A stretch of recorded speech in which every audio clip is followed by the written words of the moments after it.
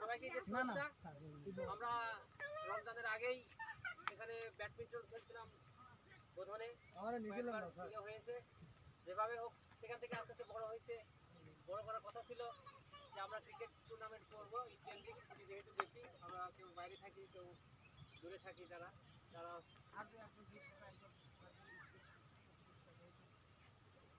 মূল কথা আমাদের মাথায় রাখতে হবে, এটা আমার মূল কথা যে আমরা আনন্দ সঙ্গে যে কয়দিন আসি 4 দিন ধারণ করা যায়। কাল সকালে আমাদের সাথে বোধনের খেলা আছে, তা পুরোটাই বলে নিই। আর কাল বিকেলে আবার নীলপাড়ারই সিনিয়র জুনিয়র আছে, যার কারণে আমরা সকালে খেলবো। পরের দিন আবার বিকেলে আমাদের জাস্ট খেলা।